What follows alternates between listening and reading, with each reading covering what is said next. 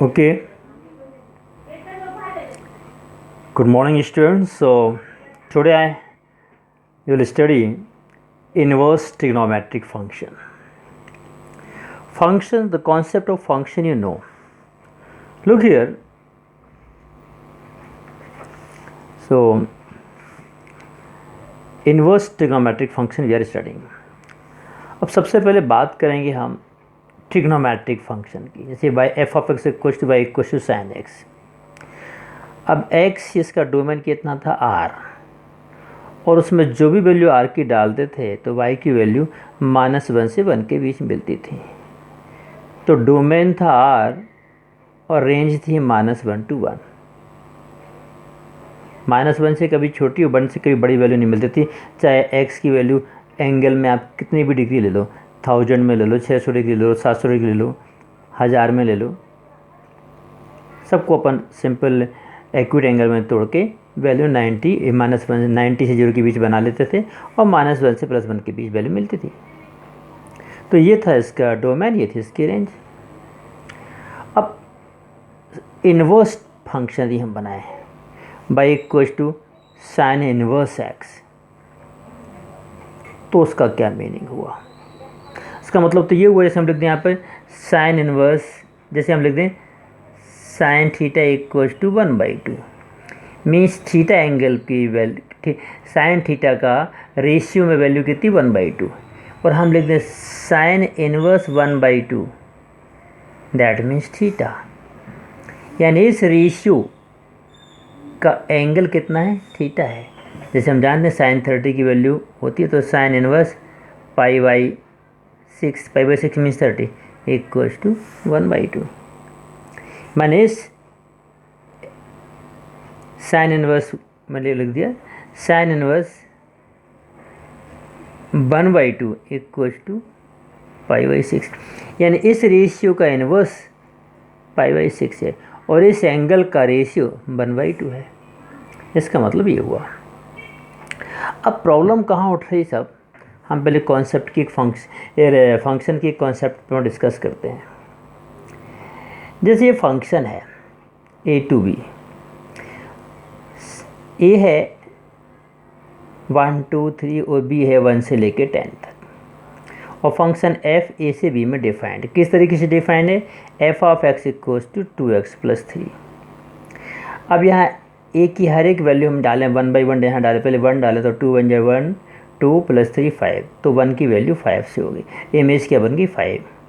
2 की इमेज बन गई 7, 3 की इमेज बन गई 9, हर एक एलिमेंट की इमेज मिल गई, यूनिक इमेज मिली, यहाँ कोई बचा तो नहीं। तो यस, f a से b में एक फंक्शन है।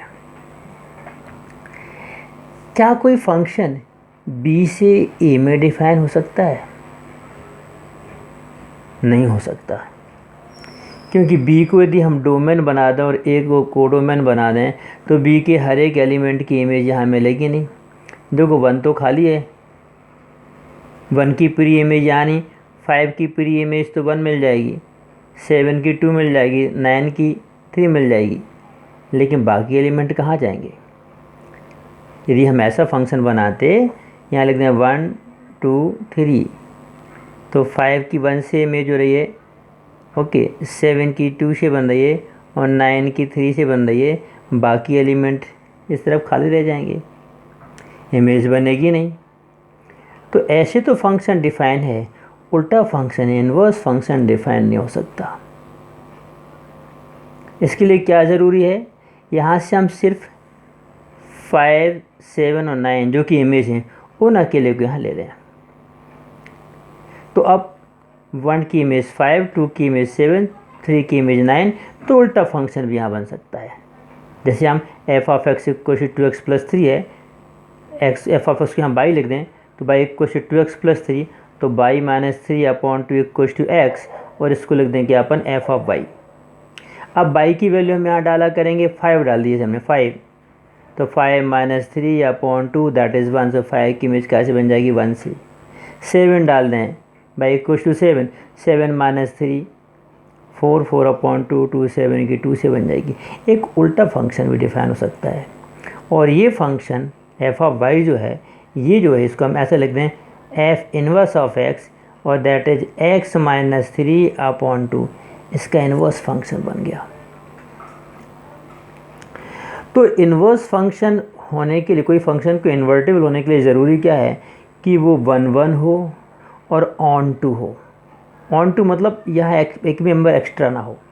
यदि यहाँ एक आधी मेंबर एक्स्ट्रा होता तो इन्वर्स नहीं बना सकते, क्योंकि उसकी इमेज यहाँ नहीं मिलती। ठीक, तो हमारे ट्रिग्नोमेट्रिक फंक्शन में यही लफड़ा है कि जैसे साइन एक्स ही निकालें तो साइन एक्स में एक्स की वैल्यू कुछ भी डाल दो, सबकी वैल्यू -1 के बीच, 1 से 1 के बीच निकलेगी। जैसे साइन 30 की वैल्यू 1/2 आएगी, साइन 150 की वैल्यू भी 1/2 आएगी। ओके, साइन 390 की वैल्यू 1/2 आएगी, और यहाँ 30, 60, 90 सबकी वैल्यू 1/2 हो जाने से कोई प्रॉब्लम नहीं है तो सबकी यूनिक ही। लेकिन जब उल्टा फंक्शन बनाने लगे तो दिक्कत आएगी। तो हमने क्या बनाया, एक्चुअली साइन का फंक्शन ये है, ऐसे ग्राफ बनाते हो तो ऐसा बनता है, 0 से लेके, ठीक है, यहाँ से जाके ऐसे जाता है, और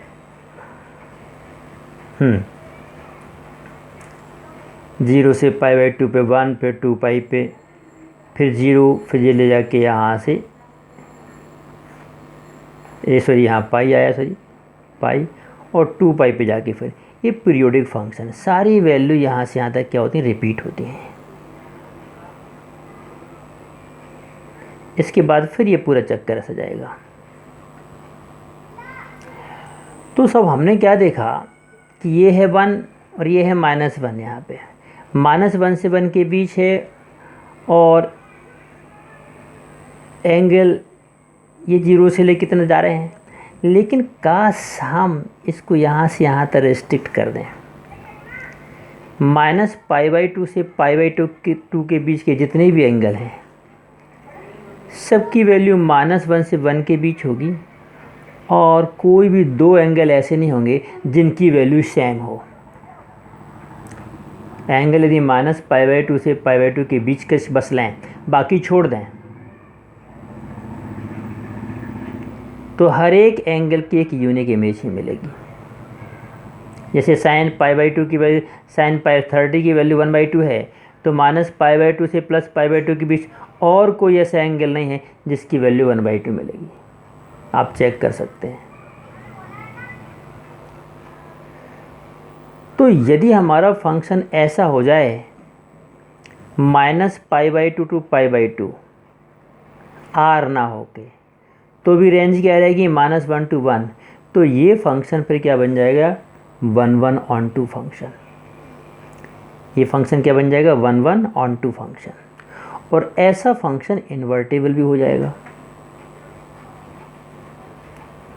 तो फिर यदि हम फंक्शन ऐसे डिफाइन करें, y equals to sine inverse x, means sine y equals to x, जहाँ बाई रेशियो है, तो ये फंक्शन डिफाइन है। और ऐसे केस में इसकी रेंज हो जाएगी -π/2 टू π/2, और डोमेन क्या हो जाएगा, -1 to 1। तो इस तरीके से साइन इनवर्स फंक्शन का डोमेन हुआ -1 to 1 और रेंज हुई -π/2 टू π/2। ठीक, तो इस तरीके से बाकी 6 ट्रिग्नोमेट्रिक फंक्शन हमारे जो हैं उन सब की डोमेन और रेंज को हम समझा नहीं रहे हैं। तो साइन इनवर्स की डोमेन ये रेंज होती है -π/2 टू π/2। कॉस इनवर्स एक्स का -1 to 1 रेंज, डोमेन और रेंज 0 to π। टेन का -π/2 टू π/2 ओपन इंटरवल, π/2 शामिल नहीं होता है क्योंकि 10π/2 की वैल्यू इन्फिनिटी होती है। सो लाइक दिस, इन 6 की हमें रेंज को याद रखना है। और ये वैल्यू, ये ब्रांच कहलाती है प्रिंसिपल ब्रांच। ठीक, जैसे हमने कहा साइन 1/2 की वैल्यू कितनी है, π/6, तो π/6 इसकी प्रिंसिपल वैल्यू है। अदरवाइज इस ब्रांच को हटा दें तो साइन 1/2 की वैल्यू ढेर सारे एंगल मिलेंगे। साइन π/6 भी मिलेगा, साइन 30 भी मिलेगा, साइन 5π/6 पे भी मिलेगा, मतलब 150 भी मिलेगा, 390 भी मिलेगा, पर ऐसे आके ढेर सारे एंगल मिल जाएंगे। लेकिन पहला वो एंगल जिसकी वैल्यू 1/2 है, दैट इज़ π/6 ओनली। सो आपको क्वेश्चन आया करेंगे इस तरीके से, फाइंड द प्रिंसिपल वैल्यू, और ऐसा एंगल दिया रहेगा, हम इसकी प्रिंसिपल वैल्यू निकालनी है। ठीक है, तो हम क्या करेंगे, इसको ले लिए साइन इनवर्स -1/2 इक्वल टू ले लिया थीटा, तो साइन थीटा हो गया इक्वल टू -1/2। ठीक है, इस रेशियो का ये एंगल है तो इस एंगल का ये रेशियो है। अब हम इसको साइन में बदलना है, तो हमने लिखा माइनस और 1/2 मीन साइन π/6, साइन 30 तो माइनस साइन 30। अब यहाँ हमें ऐसा कुछ तिकड़म बिठाना है कि थीटा की वैल्यू इस रेंज के बीच आ जाए। तो हमने क्या सीखा था, minus sine theta means sine minus theta, यानी ये माइनस हम minus sine π/6 means sine minus π/6। तो साइन थीटा इक्वल हो गया sine minus π/6 means theta equal to क्या हो गया, माइनस π/6, और माइनस π/6 इस रेंज में बिलोंग करता है, -π/2 टू π/2। तो यही इसकी प्रिंसिपल वैल्यू होगी। You write that the principal value of sine -1/2 to -π/6। एक क्वेश्चन और देख लेते हैं, कॉस इनवर्स -1/2, वैसे लिख देंगे cos inverse -1/2 equal to theta, तो कॉस थीटा इक्वल टू -1/2। अब इसमें ऐसा नहीं कर सकते कि माइनस अंदर, अब माइनस का माइनस और कॉस 1/2 मीन्स कॉस 60 π/3। अब ये कॉस अंदर नहीं आ सकता, इसको नहीं लिख सकते हैं माइनस, क्योंकि कॉस माइनस थीटा मीन्स तो कॉस थीटा ही उठता है। अब क्या करें कि इसका माइनस हट जाए और ये एंगल इस रेंज के बीच आ जाए। तो यहाँ क्या तरकीब लगाई हमने, कॉस माइनस थीटा को लिख सकते हैं कॉस पाई माइनस थीटा। देखो कॉस 180 माइनस थीटा क्या होता है, माइनस कॉस थीटा, तो ये माइनस कॉस थीटा है, मतलब ये कॉस 180 माइनस थीटा लिख सकते हैं इसको, 180 मीन्स पाई। तो इसको सॉल्व किया, 3π माइनस पाई 2π/3, कॉस क्या बन गया 2π/3। तो cos theta equals to cos 2π/3 means theta equals to 2π/3, और 2π/3 इस रेंज में बिलोंग करता है 0 to π में। 2π/3 का मतलब होता है 120। यस, तो थीटा की वैल्यू आ गई 2π/3, that is the principal value. Principal value निकालना मतलब उस थीटा की वैल्यू उस रेंज में निकालना। ठीक है, हम एक वीडियो और बना रहे हैं, उसमें कुछ क्वेश्चन और एक्सप्लेन करेंगे, और अभी आगे बढ़ेंगे, 2-3 दिन इसी चैप्टर को पढ़ेंगे। ओके, और बाकी आपके डिटरमिनेंट्स में जो डाउट है उसको आप भेजते जाएं तो हम उनको भी सॉल्व करते जाएंगे। Okay, thank you very much.